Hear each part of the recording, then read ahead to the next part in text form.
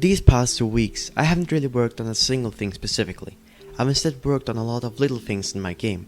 So, let's start from an end and go through the progress.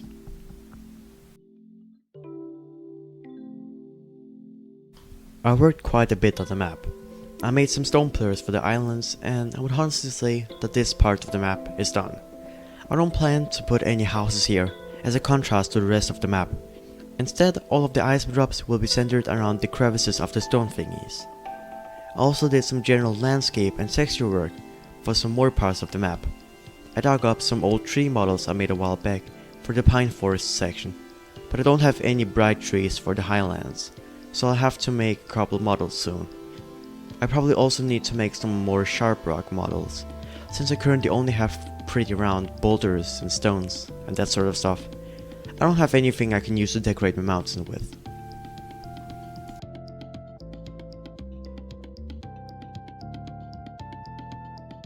I also did some optimization, so the game runs much smoother now. The file size is still pretty large, but I don't want to delete anything right now, since I might have to use it in the future. Also, it's nice having time to make tea while your project is loading, so that's another reason to keep all the junk this game has collected over the last 5 months.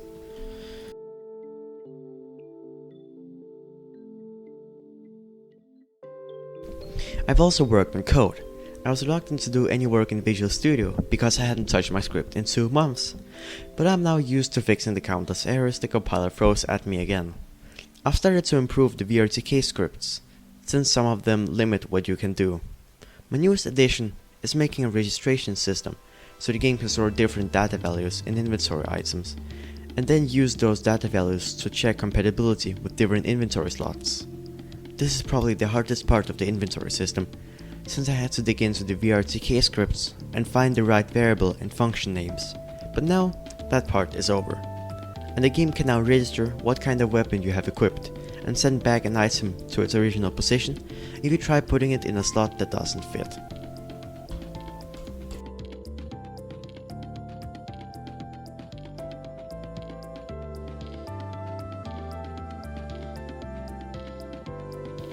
Speaking of inventory, this is how it would look like. I had a long internal debate on if I should have an infinite inventory or a limited one. I went with a limited inventory for 3 reasons. First one is ease of use.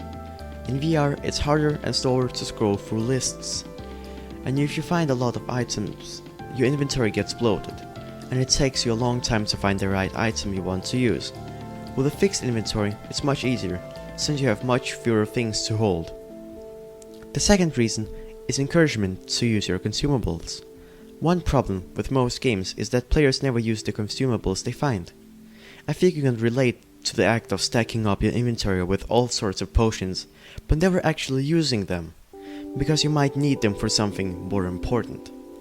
With a limited inventory, players will get encouraged to free up space by using their consumables as much as possible.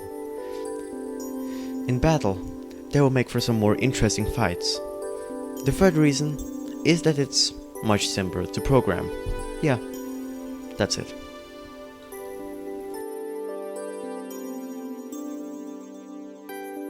I also experimented a bit with modeling larger structures. It's very interesting, but it will probably take a long time to color in Unity. The problem is that the blocks is very limited in color selection, since the colors are just made for prototyping.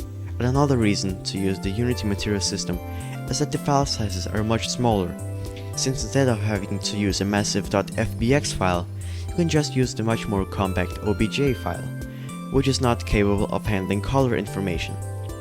I think the largest structures I'll make in blocks is probably houses. For larger structures, I'll probably combine the smaller ones in Unity to make larger ones. And that was it for this week's devlog. By the way, shout out to my friend, Ludvig, for buying me muffins the moment I hit 50 subscribers. Anyway, be sure to congratulate him for qualifying into the Danish National Archery Championship. And thanks for watching.